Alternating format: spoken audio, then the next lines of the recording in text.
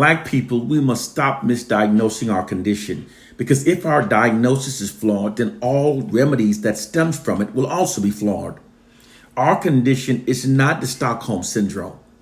According to the U.S. Journal of Mental Health and Psychiatry, the Stockholm syndrome is a natural occurrence that sometimes happens when a hostage develops a psychological alliance with his or her captors during captivity. Our condition is not a natural occurrence.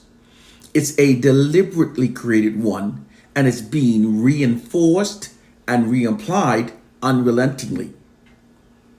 The truth of our condition is that we've been socialized and trauma bonded by the white society.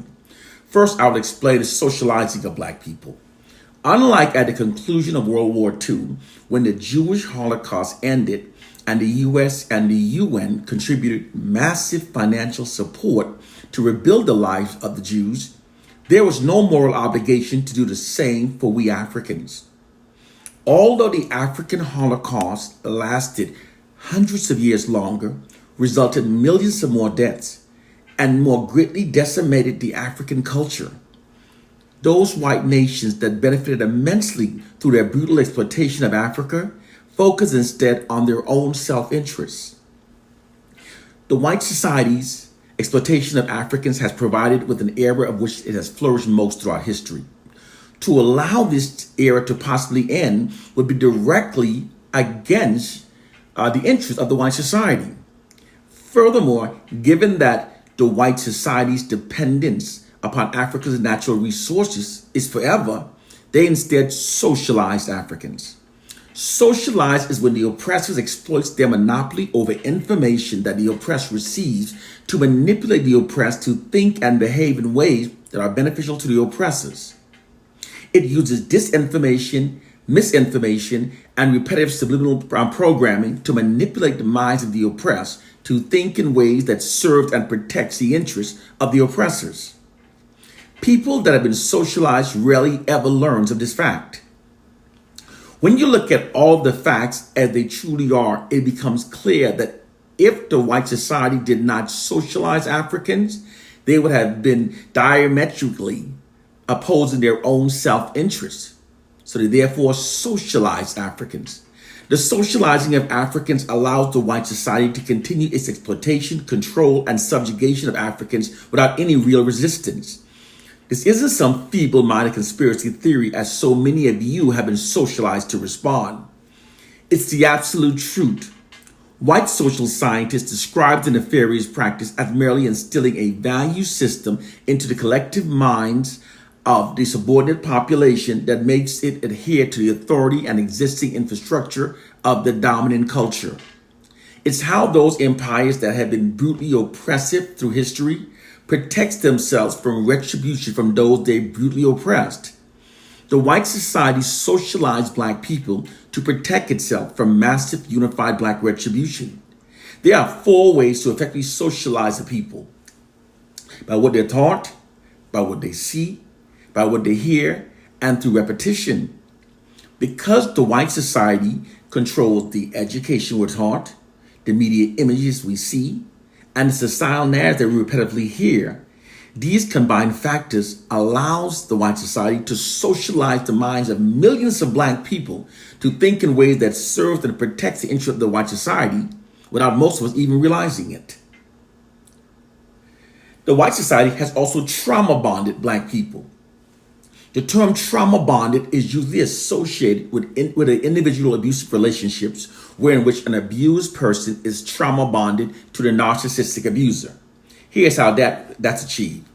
After repeatedly brutalizing the victim, the narcissistic abuser never acknowledges any of his wrongdoing.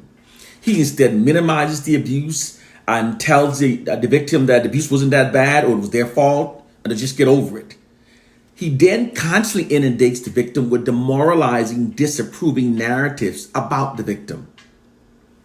This is continued until the victim stops focusing on the abuse that was endured and instead focusing on the demoralizing, disapproving narratives. Therefore, rather than resenting the abuser for the abuse, the victim, now focusing only on the demoralizing, disapproving narratives, now tries to win the approval of the abuser. This trauma bonding effect provides the abuser with a more favorable outcome from the victims, rather than having the victim hating and resenting him for the abuse. It's a gaslighting tactic. Likewise, this same trauma bonding abusive manipulation tactic is what the white society has done to the black population. After brutalizing black people for many centuries, the white society has never acknowledged any of the horrible wrongdoing.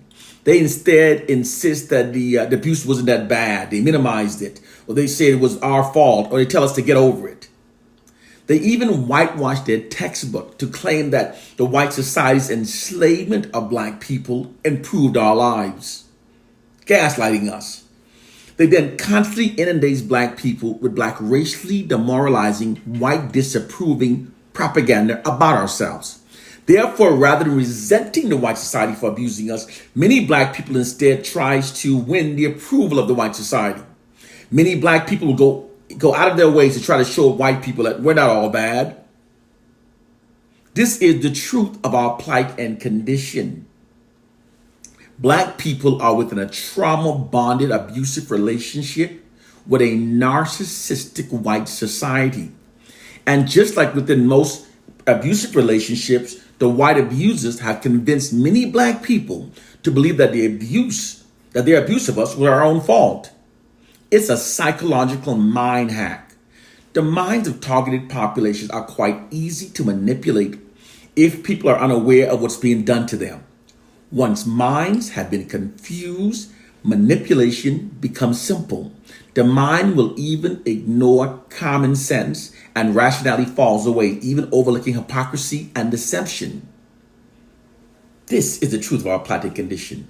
The truth has finally come forward, but they've brainwashed millions of us to fear it and to hate those who speaks it. These are those among us who have been brainwashed to literally act like wardens of their own mental prison.